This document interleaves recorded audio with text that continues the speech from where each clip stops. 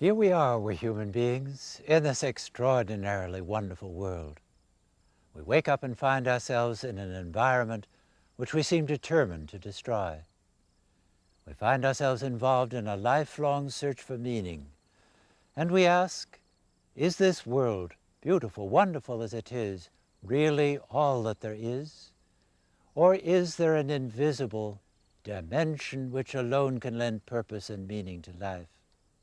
It was on such a lifelong search for meaning that I came across the work of that remarkable individual who lived in the early years of this century, Rudolf Steiner. And we would like to speak about him and about some of the many contributions which have arisen from his spiritual scientific life work. Come, join us.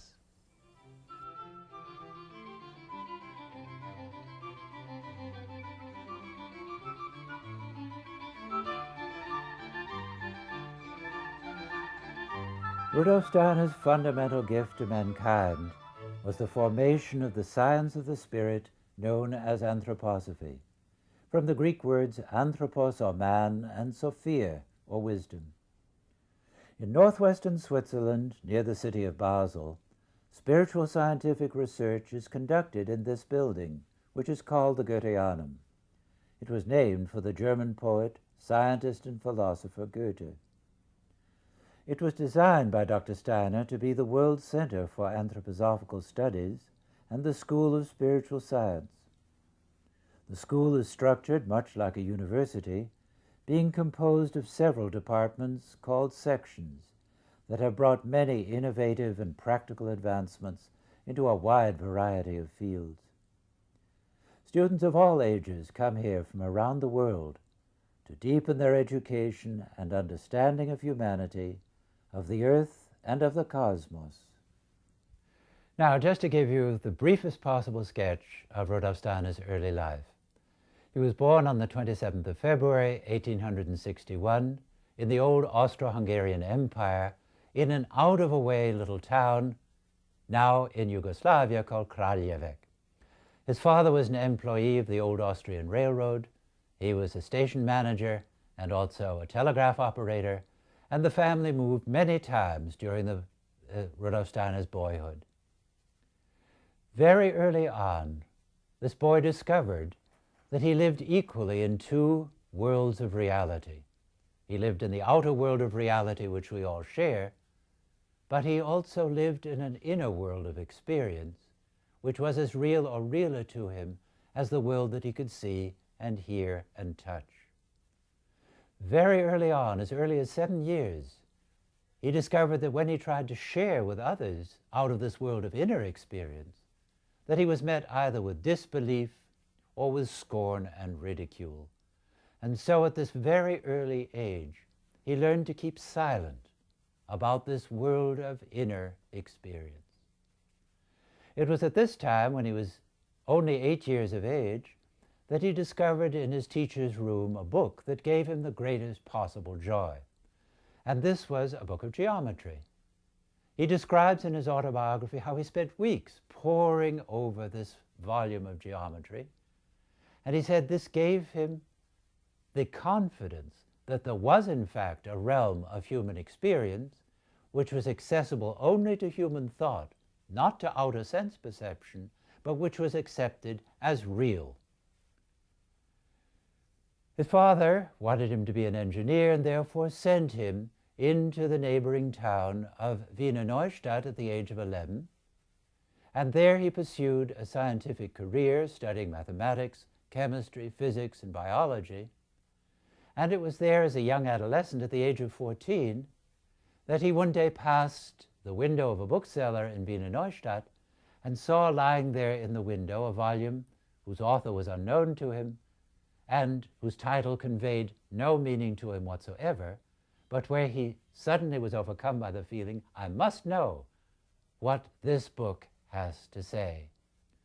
And so he spent the next week saving his hard-earned pennies, which he was earning at this time already to supplement the family income by tutoring boys of his own age or younger, helping them through their examination, and thereby gaining invaluable educational experience.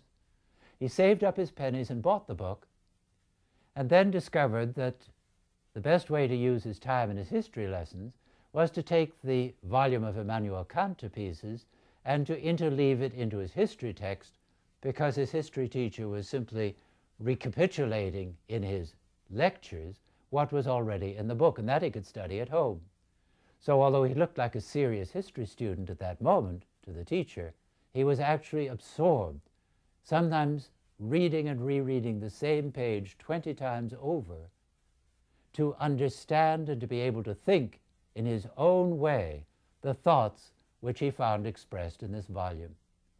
The young Rudolf Steiner at this age hadn't the faintest idea that he was destined then, as a mature philosopher, to refute Kant, the great philosopher of the 19th century, who had proclaimed that there are absolute limits to human knowledge. Indeed, Steiner's view was quite the opposite, and led him to a new and deeper approach to education. World of education, which comes out of Steiner's philosophy and his view of the human being, is of course very different from the materialistic one. So two views are extraordinarily prevalent all over the world today when you ask the question, what is a human being? And some people will say, well, a human being is nothing very much more than a highly developed animal. And another view, which is equally prevalent and equally, I think, destructive, is, well, the human being isn't much more than some sort of machine. And we feel, in world of education, that neither of these answers really meets the true dignity of the human being. So that every human being, whether adult or child, has something in him, has something in her, which is absolutely unique. And we'd like to call that, for the moment, the individuality. And this individuality is born, of course, into a body at birth, goes through a certain development, and gradually that entity, that individuality, becomes more and more himself or herself. And what we're concerned with in education is, how can we help that individuality to really become himself or herself, that the full potential which is in this being, in this soul, can really come to expression. And that means that the whole task of education is one of awakening. It's not a question of putting in. And it's interesting how Herodotus, the great Greek historian, put it already in a rather delightful way, I think. Education is not to fill a bucket. Education is to kindle a fire. So if we can fire, if we can spark the child's interest, the student's interest, then he or she will learn out of his own forces and want to explore and discover, because every child loves learning and discovering and exploring the world. So then the only question remains is, how do you do that? And do you do that in such a way that the person, the child, the student, can awaken these faculties gradually, stage by stage? We look at the child as an evolving human being who grows through many different stages of development. And so it's our task to find the approach to the child that fits that stage of development. So that if we look at the young child who lives in movement, who's very natural in the world of movement, then we have to approach the whole world through movement. And then when the children come into the elementary school, they live very much in their feeling life. And so the task of the teacher is to present the world, the subjects of the world, through feelings, through sadness and happiness and joy and sorrow, and to evoke in the children a connection with the subjects of the world. And then as they move into the upper elementary grades and into the high school, the children approach the world through their thinking. And so now, based on all that earlier richness that has been given to the children, now they begin to analyze, interpret, and to come to understand through their thinking. And then, after puberty, it's a tremendous thing if the youngster can begin to feel, I can learn to find the truth. But truth is not a package. Truth is a process. And gradually, out of now these more individual forces that are at his or her disposal, to really begin to find, to seek, It's to discover the world and also to discover oneself. It's always wonderful to talk to graduates of the Waldorf schools and to find out about their experiences after they leave the schools. Very often when they're at school, they're ready to get out, they're seniors, they're graduating, and they want to experience the whole world. But then when they have been in the university and they come back, they tell us that they have come to realize that they had a special education and that they think differently from many of their friends. And when we ask, well, how do you think differently? They say that, first of all, they always know a little bit about everything they're learning. They have a context in which to put it in. And even more than that, that they realize that learning is all integrated. And they have learned for the sake of learning. And their joy in learning and their understanding of the world as an entirety is something that they don't find their friends have. And they're very grateful for it. Often students will say, I knew I was going to go to medical school, and I told you I didn't have to learn history, and now I've decided I don't want to be a doctor, and I'm so grateful that I had history. Or why did I have to take history of music? And they get out into the big world and realize what a gift they've had. And so the fact that the curriculum is not an elective smorgasbord, but something that all students experience, becomes for them a great treasure. We rejoin the young Rudolf Steiner as he too had just graduated from high school. And thanks to the fact that his father had managed to get a position within commuting distance of Vienna, it was possible for the young 18-year-old then to begin his career as a student in the then world-famous Vienna Polytechnicum, one of the great scientific schools of that time. And this takes us to 1879 and the move to Vienna. As you can imagine, Vienna in the 1880s was a great center of music and of art and of science and intellectual life, into which Rudolf Steiner plunged with the greatest enthusiasm. His friendships in these years meant a tremendous amount to him. It was also during these years that, thanks to one of his professors at the University of Vienna, who also taught at the Polytechnic, where Rudolf Steiner was an enrolled student, Karl Judah Schröer, that he met for the first time the work of the German thinker and writer Goethe. We think of Goethe primarily as a dramatist, a poet, but Goethe thought of himself and of his major contribution as that of a natural scientist. And it was at the age of 22 that the young Rudolf Steiner was asked if he would edit Goethe's natural scientific works for one of the national editions of Goethe's work that was then in process of publication. It was thanks to the recognition which he won for this work with Goethe that then at the end of the 80s he received the honor of being invited to the center of all Goethe research to the Goethe-Schiller archives in Goethe's native city of Weimar, where he moved then in 1890. Here he was asked to edit all of Goethe's natural scientific works, of which he had edited a number in Vienna. It was also during these Weimar years that he took his doctorate of philosophy at the University of Rostock and published his dissertation under the title Truth and Science. The Goetheanistic approach to natural scientific investigation was to become part of the very foundation of anthroposophy. When I was in Paris in 1981, I asked myself, what aspect of physics did I feel would be particularly open, if you will, to reading an exploration in this way, in the way in which Rudolf Steiner outlined on the basis of Goethe. Now, there are many aspects which could be approached that way. In principle, every aspect of natural science, I believe, is open to that. But for me, I chose the foundations of quantum mechanics. In particular, my area of research is quantum optics. That is to say, the modern study of light. What is light in its most fundamental nature? You can circle around the question from the standpoint of lasers and quantum optics. You can come at it from the simple standpoint of the sunset. You can think of it as an artist might. You can think of it as an Egyptian priest who saw light as the actual vision of Horus. Yeah? When the eye of Horus opens, there is light, and when it closes, there is darkness. So from the ancient all the way up to the most modern, one can circle round this being of light. The question then becomes, as a scientist today, working in a conventional scientific laboratory, are there yet new views, new ways of seeing this thing called light?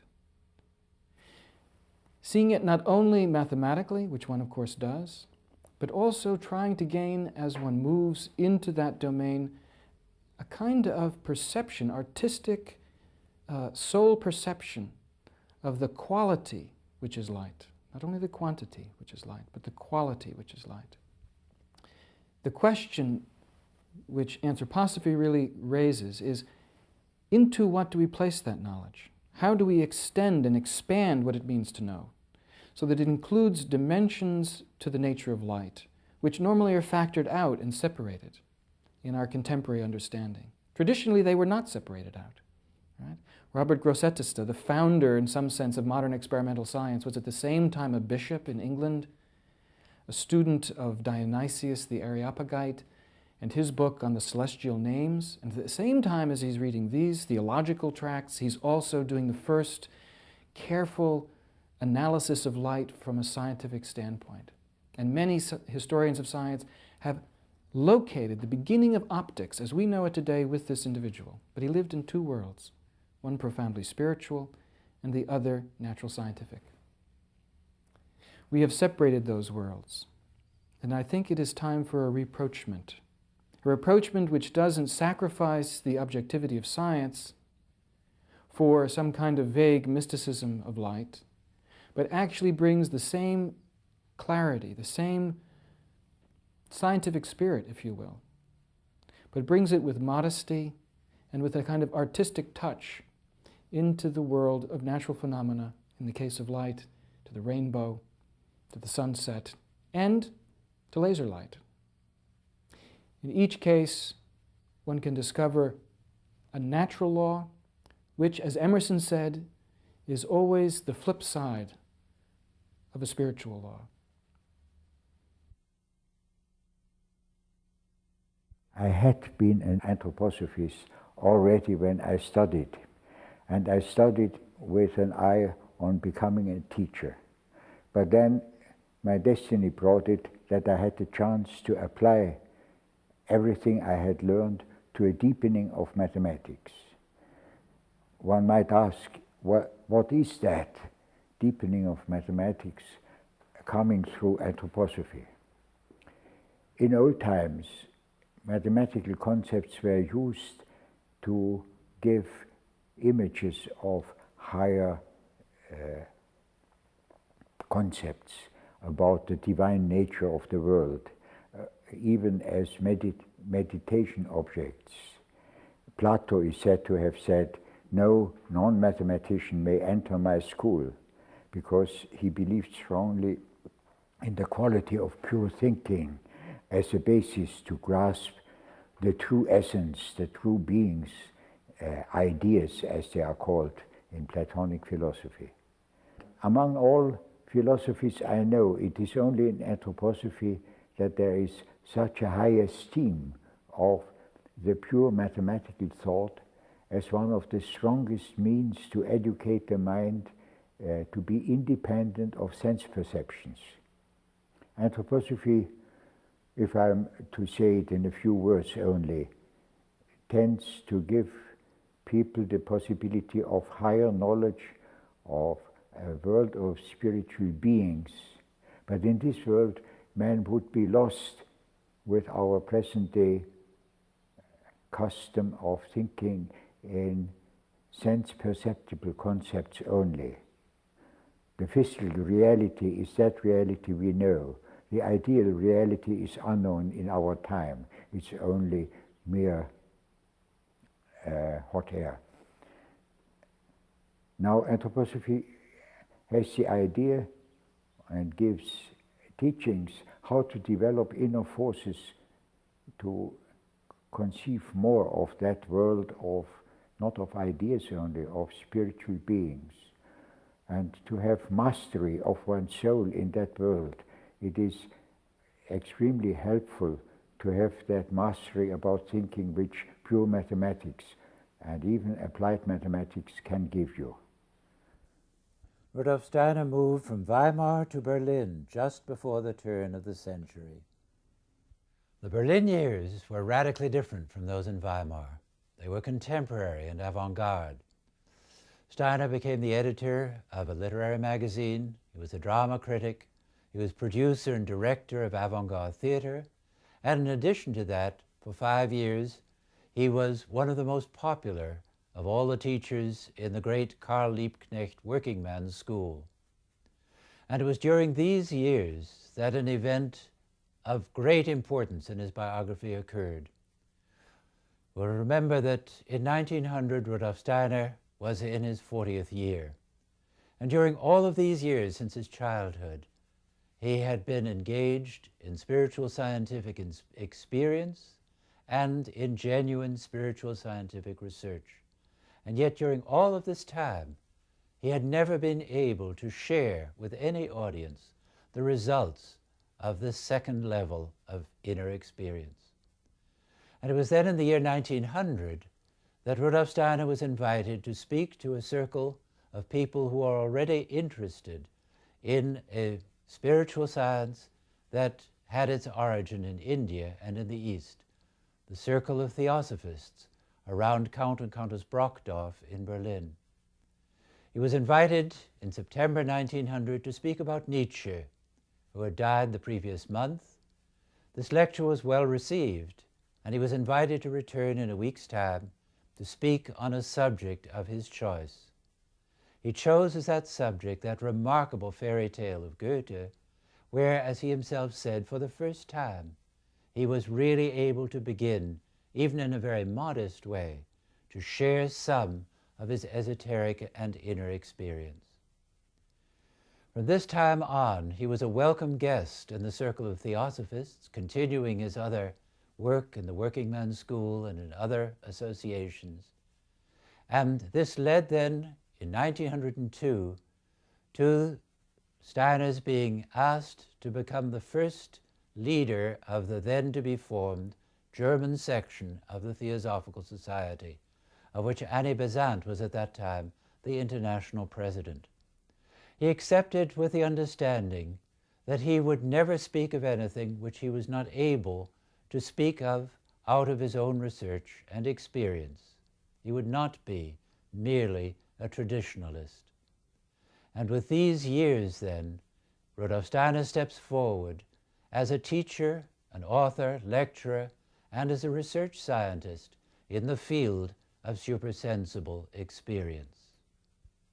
From this time forward until his death in March 1925, Rudolf Steiner's life, public and private, was entirely devoted to his work as a spiritual scientist.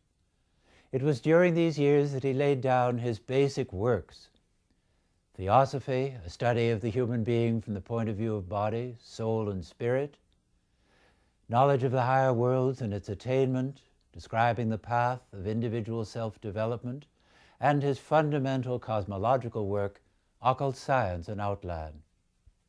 During this time, Rudolf Steiner was also working with a number of physicians, including also the Dutch doctor, Dr. Ita Wegman, and developing his extended view of medicine, which also included a therapeutic work with the handicapped, which led to the establishment of schools and homes for the handicapped, the retarded, the maladjusted, which now exist on every continent of the globe. The Sonnenhof was one of the first homes for handicapped people who was founded in Europe. It was started around 1924, and it was at the beginning part of the Wegmann Clinic in Arlesheim, and later on it was separated in a separate home. At the moment we have around 130 handicapped people here, from kindergarten age up to grown-ups. The children here, I said they are handicapped. That means some of them are crippled, but all of them are mentally handicapped. Some are just epileptics, and we have autistic children, we have the Down syndrome here, we have the whole variety, if you could say, of handicappedness here. and they live in dormitories with 5 to 8 children, and we try to mix them. So in a dormitory we have perhaps one wheelchair, and we have other children who can speak and talk, and they can help each other. So if we would have dormitories with only wheelchairs, that would be too difficult for the children and for the teachers as well. Often we see that parents feel punished with a handicapped child. They ask themselves, why do we have a handicapped child? We are so good people. And we who work every day with them, we think a handicapped child is not a punishment. In the contrary, it is a gift. But we have to learn to know, we have to find out what gift it is, because we can learn so much from the handicapped children. The so-called normal people nowadays have so much difficulty in being direct, being normal in a way, showing their joy and their warmth. The handicapped is in a way so simple and can't hide it, and just brings the warmth and the love. And for us to experience this is a great gift, and to work with them every day. This is one side of our work. The other side is that we know that we have more than one life, and our next life is based on this life, on what we do now here. Now the handicapped children will have difficulties in building up their next life.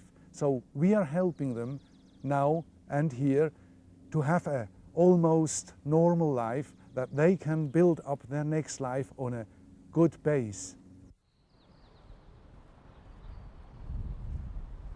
Anthroposophical medicine is an extended medicine because it does not oppose conventional medicine. We feel that conventional medicine has a lot of value and is also very appropriate for our times, but it is rather one-sided.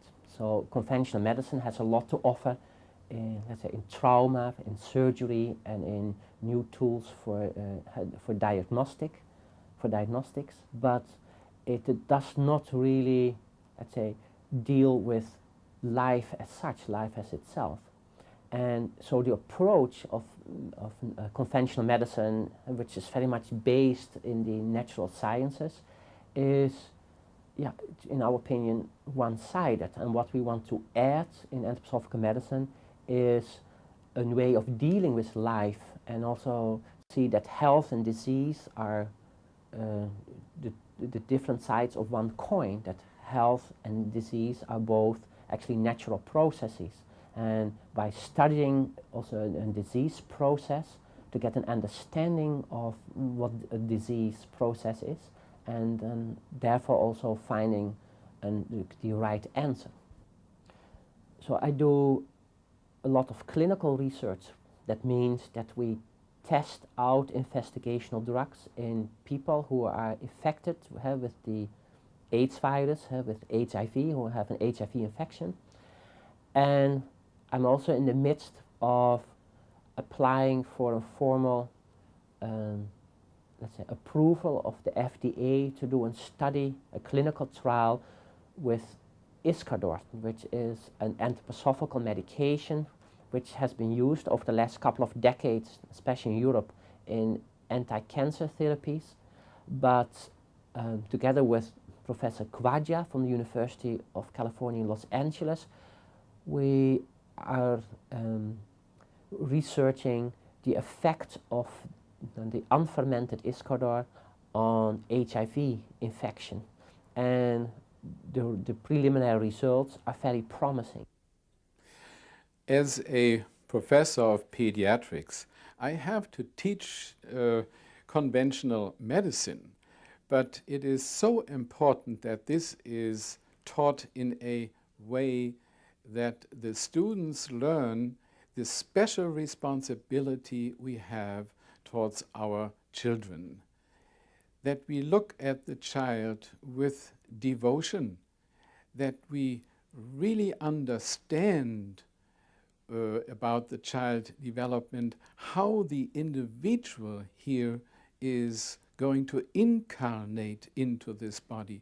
And if we don't have this in mind, we will not teach pediatrics in a way that it can be practiced later on in life of those young doctors.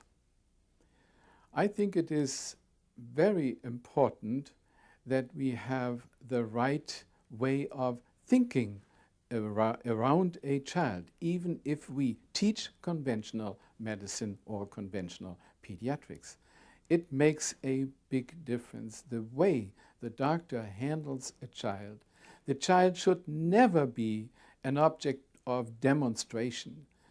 So the way the doctor touches, the way the doctor handles an infant, for instance, or an older child, how he speaks to the mother and to the child is so important. And only by example this can be learned by the students.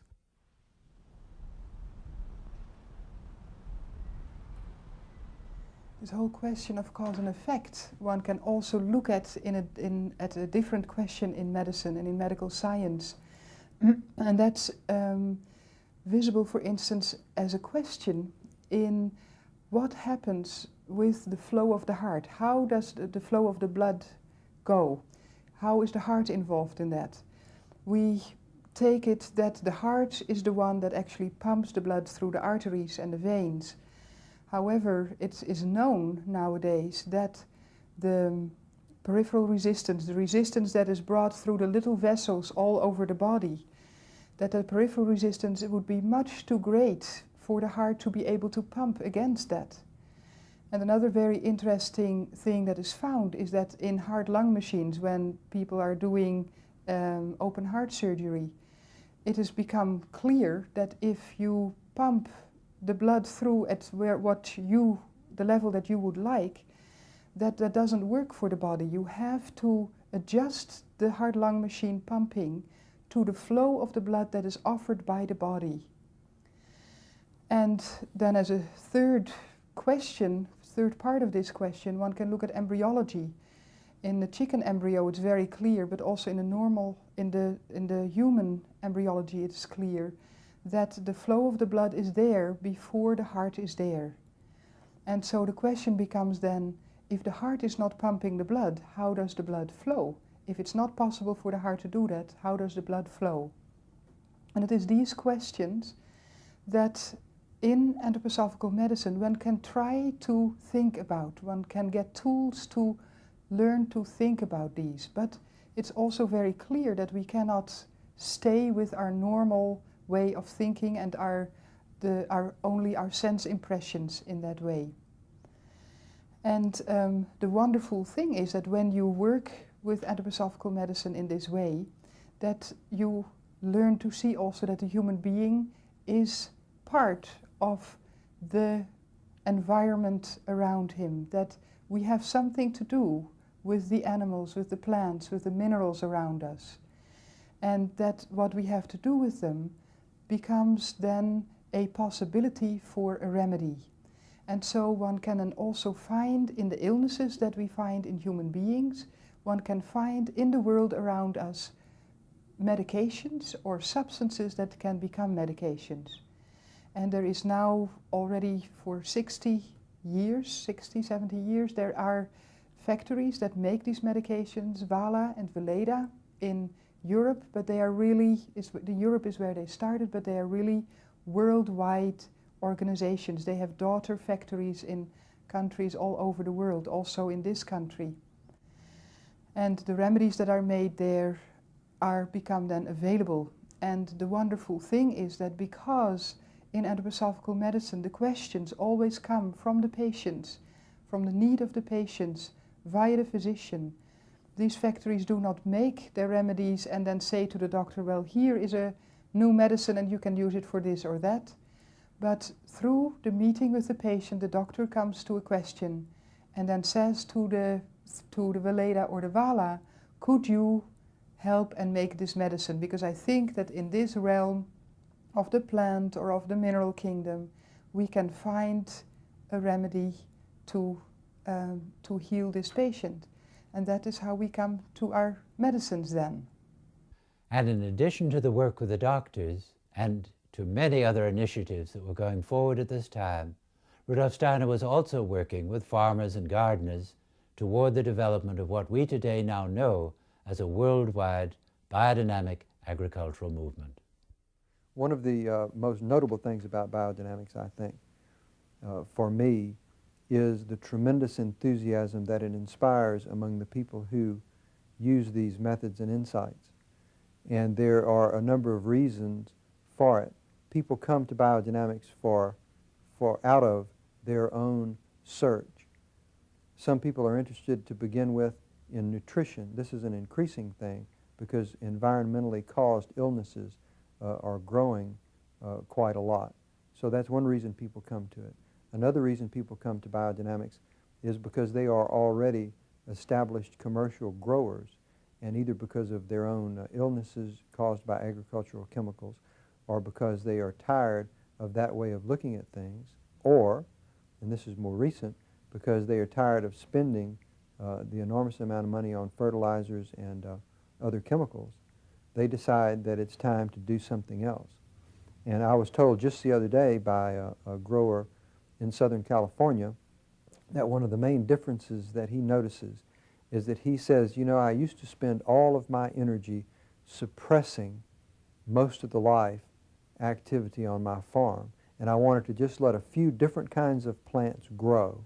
I wanted to let there just be a few different kind of insects there, and I had to chemically suppress all the rest. So there was a tremendous battle going on, and I didn't realize until I stopped doing that and tried to take a more holistic approach and develop a balance within my farm between the various forms of life there, that I realized what a tremendous inner stress I had been under, always having to act out of a certain kind of sort of warfare of suppression.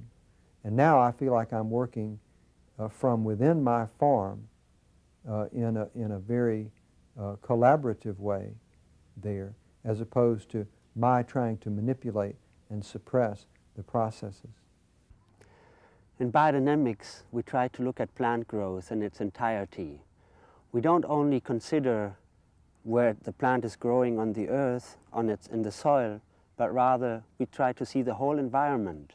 And that includes the immediate environment, but also actually it includes the sun, the moon, and the planets. And that is something we have to consider. We have to see the plant needing earthly nutrition as well as what comes in from above. So the farmer, the biodynamic farmer, has to know about the cycles of the year, of the moon, where the moon is standing, about the planets. That's something to consider. Now, how can we grow healthy food? How should food be that it can nourish us in the best way? Food should never be forced to be grown quickly. That won't bring results that are healthy for us. That will just make the food sick, as it would make us sick if we only eat sugar or chocolate. We need to have things that can slowly nourish us and that we are not pushed in a certain direction. Now, usually when we look at fertilizing our crops, the farmer thinks of, well, how do I feed this plant? And so they say this and that is needed. In biodynamics, we have a different approach. We look at, well, what does the soil need? What do I have to give to the soil that it can provide all the plant needs? So it goes indirect, it goes through the soil. And when the soil is healthy, then the plant can grow. So I look at my soil and then I decide what I have to give. I also look, what will this plant need? Will it have to grow fast? Does it need fresher manure or older? And that is what I will provide. Now we mostly fertilize with compost. And all the manures what we use are well composted. And we guide this process with the use of certain fermented herbs, which are medicinal herbs like chamomile, stinging nettle, dandelion, and yarrow, and the like. And these plants, they have medicinal properties, and they help to break down the manure and make it more into a medicine, you could say, which in turn will help the plants to stay healthier.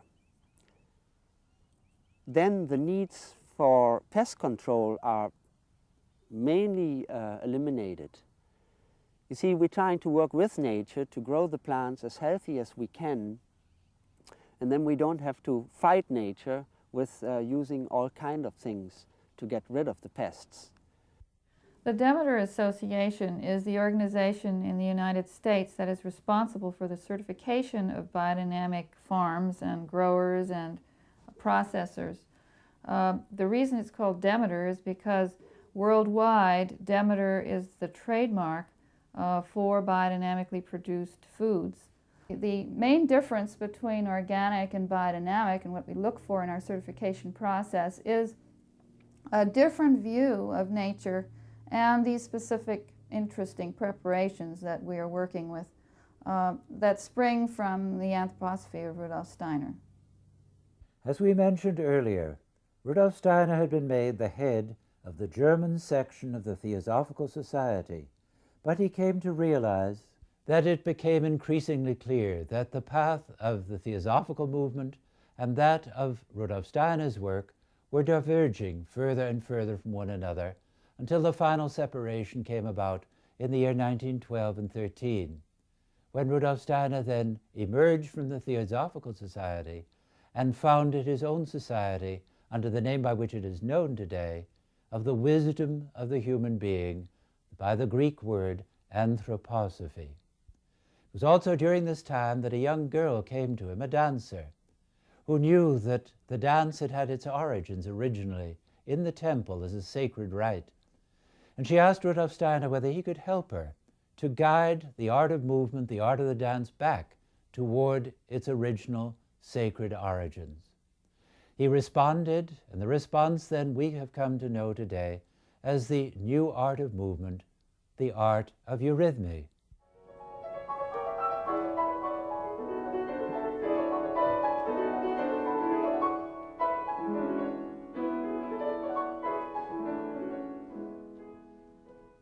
Now one may ask the question, what is the difference between eurythmy and dance?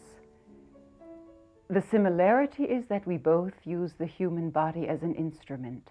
The difference is that the movements are not contrived. They are totally out of the music. We have a piece of composition, a Beethoven for instance. We have to do what Beethoven wanted us to do, just as the pianist cannot play other notes when he plays a Beethoven sonata.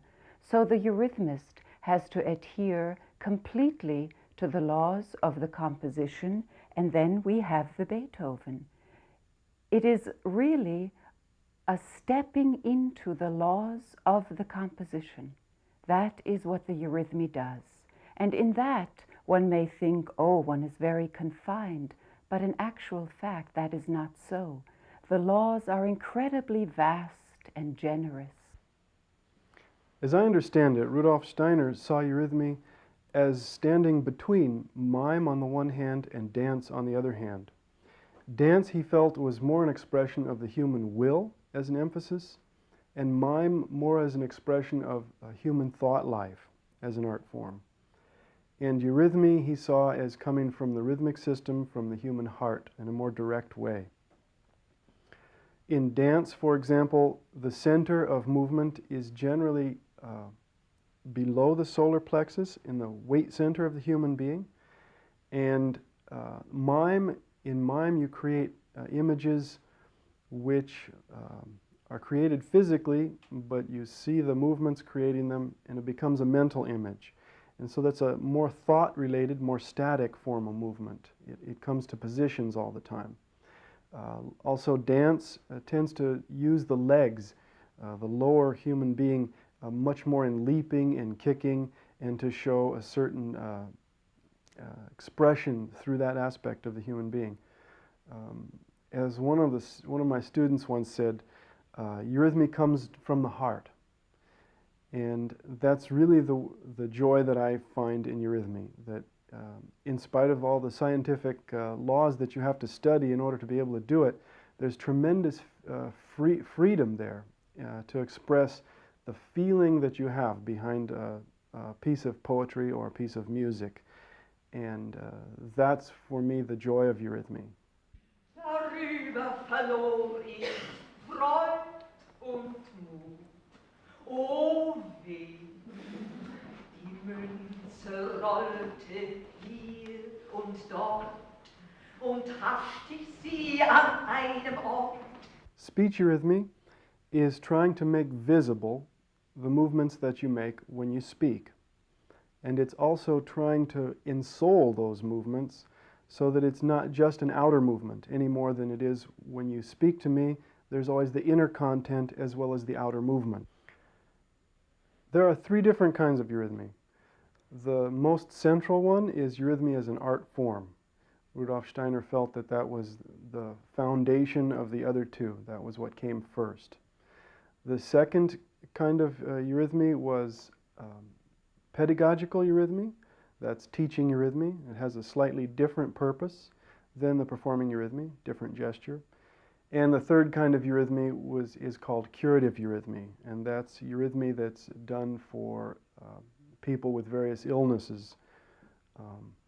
And it's quite common in Europe. It's not so well known in the United States. Now the gestures are different. Performing eurythmy wants to speak directly from the eurythmist forward to the audience. In curative eurythmy, you want to do the movements in such a way that they react back on your own organism in a healing way. And pedagogical eurythmy is somehow between those two, because the main goal, of course, is not to produce performers necessarily, but to have a pedagogical effect on the developing children. That is to help them in their development and their growth as individuals, and so that they bring whatever gifts that they have to fruition, to flower somehow. So you're not necessarily disappointed if you have some students in the class who are having a difficult time in eurythmy. But likewise, the goal is not to make the teacher look good with a great performance, but yet the students should show their work to their parents and to their classmates and their teachers, because it is an art form, just as painting or drawing is an art form. But it's the process rather than the product that's the main goal in the teaching work. It was also the artistic work, the work with the dramas, the work with the arts, that called for the need for a building which could house in an appropriate and beautiful way the work that was being developed within the movement itself. At first this was to have been designed and built in the city of Munich, but when that proved to be unpractical, land was offered to Rudolf Steiner in the northwest corner of Switzerland, in Dornach, where in September of 1913, less than a year before the outbreak of the First World War, the cornerstone for a most remarkable structure, for which Rudolf Steiner was to be the architect-designer, was laid. This building was indeed a most remarkable structure. It consisted of two domes of unequal size which intersected one another. The interior of both domes were carved in many different woods, and the interior of the domes themselves were painted in flowing colors, depicting the evolution of humanity and of the earth. This building was under construction for 10 years. During that time, men and women from 17 different nations worked side by side on its construction, along with the paid Swiss workmen. Many times the great guns sounded back and forth across the Rhine as they dueled between the French and the German lines. And many of the people who worked together as volunteers on this building, as sculptors, as painters, as helpers in one way or another, they had to say goodbye to each other in order to go off to fight in opposing armies. At the end of this time, after the building was already in use, on New Year's Eve 1922-23, the building was destroyed by fire, and in one night the work of 10 years of creative work and devoted effort and sacrifice went up in flames. Rudolf Steiner did not allow the destruction of this building to delay for as much as a single hour the program in which he was engaged, and he immediately turned his thoughts then to the design and construction of a second building, which this time was to be built entirely out of poured concrete. During the last months of Rudolf Steiner's life, when he was no longer able to leave his studio, he was still able to work on the sculptured model of the second Goetheanum building. This great building, which stands today with its soaring columns and beautiful sculptured forms, as an inspiration to countless visitors and architects from all over the world. Steiner, as an architect, was a realist, a functionalist. At the age of 53, he began to be involved with architectural work and become a sculptor and a painter, and actively supervising and designing these great monuments and sculptures that these Goetheanum buildings represent. He gave new ideas to the art of architecture.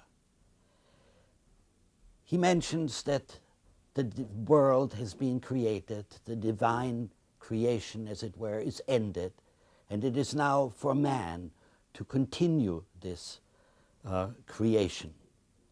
And in order to be in harmony with this created universe, man in his creations has to follow the laws of original nature's creation.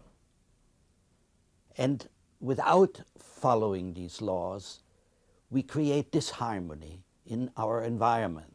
And of course, we are all experiencing this disharmony, this dissonance of man's creations with the creations of nature. But if you look at these Goetheanum buildings, how they sit in the landscape, in these gentle curved hills, the gentle curves of the building, the old and the new, you feel that this building, this sculpture, belongs and is grown with the landscape and not just added to it. A building that has in its grandeur a humility to surrender, to merge with the outer environment. Our buildings have arrogance in that we are making ourselves totally independent of our environments. Now, what are these laws that such a building should conform to? First, the law of polarity, where there have to be balanced and harmonized polarities like the inner and the outer, light and darkness, load and support, matter and spirit. Then the law of metamorphosis, where the change of physical form conforms to eternal law. Take a plant, the seed to the expanded plant, the flower, and the flower contracted into the seed.